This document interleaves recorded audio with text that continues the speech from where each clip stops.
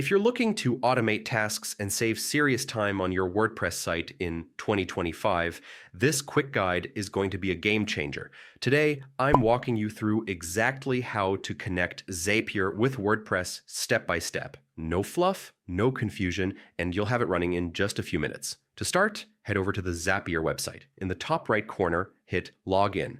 You can use your Google account to get in instantly, so there's no need to create anything from scratch. Once you're in, Zapier will land you on your main dashboard. Right there, click the Create button and select Zap. A zap is just an automation. Zapier's way of saying, when this happens, do that. And that's exactly what we're about to build. First up is your trigger, which is the event that starts the automation.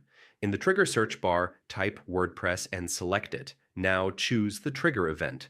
For this walkthrough, pick New Comment, meaning every time someone leaves a comment on your WordPress site, Zapier will take action automatically. Next, connect your WordPress site, click Sign In, enter your site details, and once it's linked, be sure to run a quick test so Zapier can make sure the connection is active and working.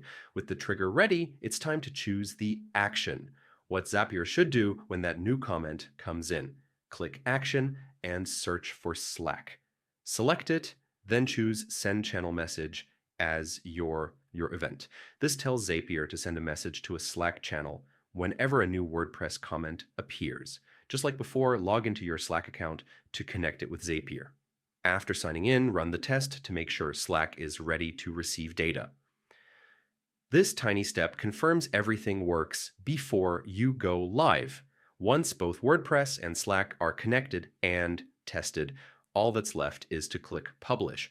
The Zap goes live immediately, and from that moment on, every new comment on your WordPress site will trigger an automatic message straight into the Slack channel you selected. No manual checking, no delays. Your team stays in the loop effortlessly, and that's the full integration from start to finish. With one simple automation, you've cut out a repetitive task and made your workflow way more efficient. If you found this helpful, stick around for more tutorials just like this and start unlocking what Zapier can really do for your WordPress setup. Thanks for watching, and I'll see you in the next one.